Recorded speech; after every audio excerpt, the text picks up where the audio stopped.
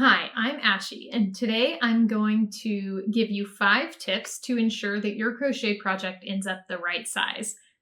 Or, at least to improve the odds. So, quick overview here. The 5 things are 1, the right hook, 2, the right yarn, 3, to practice the stitches, 4, to make sure you're counting, and 5, gauge swatching. There you go. Shortest video ever. Let's maybe dive in a little bit more to each of those suggestions. So number 1 was to make sure that you have the right hook size. And this makes a huge difference. I have a whole nother video on how the different hook sizes change the size of the project. So check that out. I'll link it at the end. But quick overview. If you use a crochet hook that's too big, your project is going to end up bigger. And if you use a crochet hook that's too small, your project's going to end up smaller. The caveat here is that the right hook might not necessarily be the hook that is suggested in the pattern. That's always a good place to start, but it's just not always perfect. So we'll get into that a little bit more when I get to that 5th tip. So number 2 is to make sure you have the right yarn. So you want to make sure that the yarn that you're purchasing is the same thickness as the yarn that is suggested in the pattern. So generally, that's buying the correct weight of yarn. So if the pattern calls for a weight 3 yarn, you're going to want to make sure that you purchase that weight 3 yarn. Now, you will have some variation depending on the brand though, or even different lines within the same brand. So there are certain yarns that even at a weight 4 are thicker than other weight 4 yarns. And you can really tell the difference sometimes when they're side by side. So ideally you purchase the same yarn, brand and, style, brand and line as what was suggested in the pattern, but that's not always an option. So again, this is where that final 5th tip is going to be important. Number 3 is to practice novel stitches. So in crochet, there are a ton of different stitches and each pattern is going to have, different variations of stitches. And some of them you might be more familiar with than others. Whenever you're starting to learn a new stitch in crochet, your stitch is typically going to be tighter. Your tension is going to be higher when you're learning those new stitches, just because it is a novel motion and for your hand. So whenever we're learning something new, no matter what it is, not just crochet, we tend to be a little bit stiffer when we're doing it because our muscles aren't kind of patterned or programmed to do those movements yet. And so we're firing multiple muscles at the same time, and that makes us kind of hold the hook tighter and makes our movements a little bit more choppy, but also smaller. And so it's not as loose and flowing.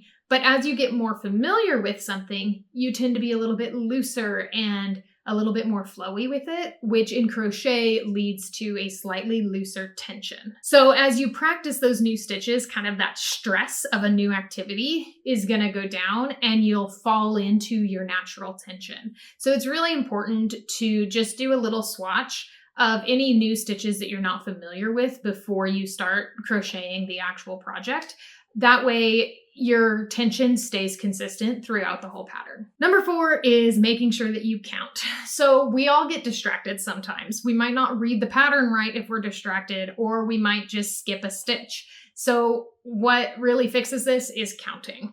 And you don't necessarily have to count every single row of your crochet, though, that's typically suggested, but you want to count every couple rows. That way you don't end up having to frog a bunch of work if you inadvertently missed a stitch like 7 rows ago. You wouldn't want to have to rip out that much work. So count every few rows at least. That way you make sure you're on track. All right. And number 5, the dreaded gauge swatch. So I don't know about you, but when I start a project, I typically just want to dive right in and start and kind of go whole hog on it.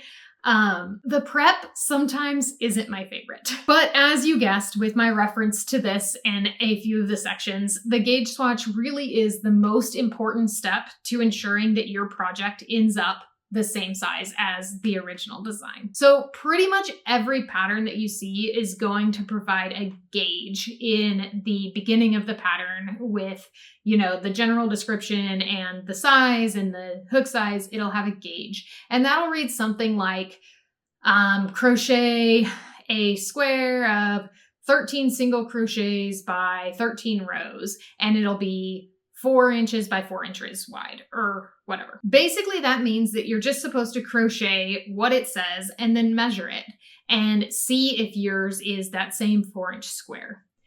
If it's not, there are a few things that you can do to address that. So if you end up with a larger square than that 4-inch square, for example, all of them are going to be a little different. This is just an example. If yours ends up larger, then you need to do something to make your crocheting tighter. So one suggestion for that is to just try to increase your tension a little bit while you're crocheting. This isn't really a great suggestion. Sometimes I do it, but it's not the best idea because we all have our own natural rhythms when we're crocheting. And especially if it's a larger project, consciously thinking about crocheting tighter throughout the entire thing, it's going to be really hard to keep it consistent, and you might end up with a little bit of a wavy pattern, or your stitches might just get, looser and looser as you go, and you get this trapezoid, right? So really the suggestion here, the easiest way to address this, if your gauge swatch was too large, is to go down a hook size. And if you go down a hook size, you're naturally going to get tighter stitches.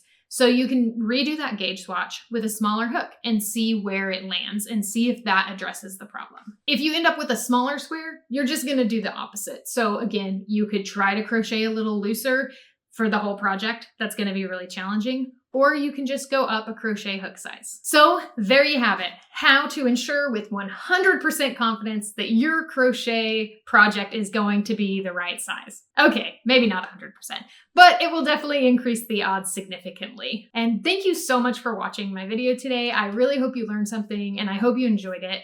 If you are interested in more crochet content, check out my channel for tons more. I have lots of information and pattern videos. Also check out this in-screen video for that information about how much crochet hook size really does matter. Have an awesome rest of your day.